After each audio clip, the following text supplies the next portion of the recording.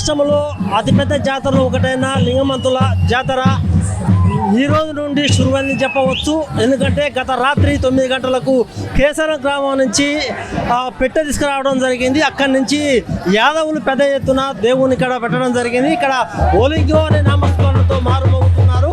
ఇక్కడ తెలంగాణ, ఆంధ్రప్రదేశ్ కాకుండా ఇతర రాష్ట్రాల నుంచి కూడా పెద్ద ఎత్తున జనం వస్తున్న సందర్భంలో జిల్లా కలెక్టర్ కావచ్చు, జిల్లా ఎస్పీ కావచ్చు, భక్తులకు ఎలాంటి అసౌకర్యం కలగకుండా అన్ని ఏర్పాటు చేయడం జరిగింది. అయితే ఇక్కడ ముఖ్యంగా ఏంటంటే గత ఈసారి మాత్రం కొంత భక్తులు తగ్గిరని చెప్పవచ్చు. ముఖ్యంగా మనం చూసుకున్నట్లయితే సూర్యాపేట జిల్లా ఎస్పీ గారు మాత్రం 2000 మంది పోలీసులను బందోబస్తు ఏర్పాటు చేయడం జరిగింది.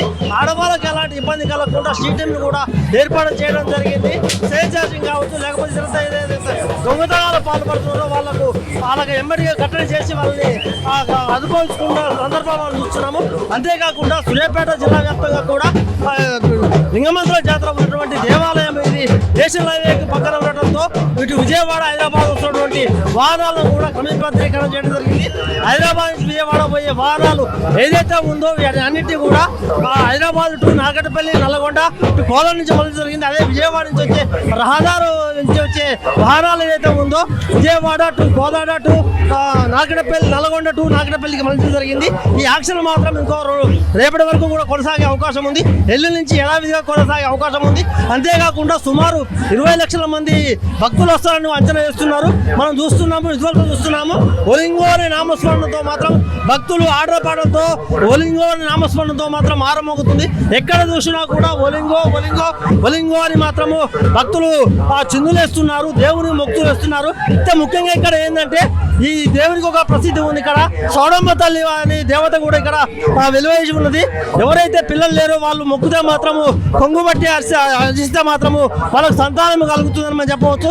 ముఖ్యంగా ఇక్కడ మాత్రము యాదవులు మాత్రం దీన్ని సాంప్రదాయబద్ధంగా ప్రతి 2 ఏళ్ళకు ఒకసారి మాత్రం జరుపుకుంటున్నారు. అంతేకాకుండా జిల్లా కలెక్టర్ గారు మాత్రం దీని మీద ప్రత్యేక శ్రద్ధ కూడా వహించాలని చెప్పవచ్చు. ఇక్కడ ఎందుకంటే లక్షలాది మంది వస్తున్న తరుణంలో కూడా ఎక్కడ కూడా ఇబ్బంది లేకుండా శానిటైజేషన్ చేస్తున్నారు, బ్లీచింగ్ పౌడర్ ఇస్తున్నారు. మున్సిపల్ అధికారులు కూడా ఎక్కడికి ఎప్పుడు క్లీన్ చేస్తున్నారని చెప్పవచ్చు. అంతేకాదు ఇప్పుడే మనం చూసాము, జిల్లా మంత్రి ఉత్తమ్ కుమార్ రెడ్డి గారు రావడం జరిగింది. అంతేకాకుండా ఈ దేవాలయానికి ఇప్పటికే 5 కోట్ల రూపాయలు కూడా రాష్ట్ర ప్రభుత్వం నుంచి మంజూరు చేశారు. అయినా కూడా ఇక్కడికి తెలంగాణ రాష్ట్ర ప్రభుత్వం ఏర్పడిన తర్వాత సుమారు 15 కోట్ల రూపాయలు వచ్చినా కూడా ఎక్కడ కూడా శాశ్వత నిర్మాణాలు లేవు. ఇప్పటికైనా ప్రభుత్వాలు స్పందించి ఇంత పెద్ద ఘనంగా నడుస్తున్నటువంటి జాతరకు భక్తులు వస్తున్న వేళ ప్రభుత్వాలు స్పందించి మాత్రం నిజమే ఏదైతే అవసరానికి సంబంధించినటువంటి కట్టడాలు కావచ్చు, లేకపోతే భక్తులు కావాల్సినటువంటి కట్టడాలు కావచ్చు, కనీసం మరుగుదొడ్ల సౌకర్యం కూడా లేదని కూడా భక్తులు ఇబ్బంది పడుతున్నారు. స్నానపు గదులు కూడా సరిగా లేవు, బట్టలు మార్చడం కూడా సరిగా లేవు. ఖచ్చితంగా మాత్రము రానున్న రోజుల్లో మాత్రము భక్తులకు కావాల్సిన సౌకర్యాలు కల్పించాలని కూడా ప్రజలు భక్తులు కోరుకుంటున్నారు.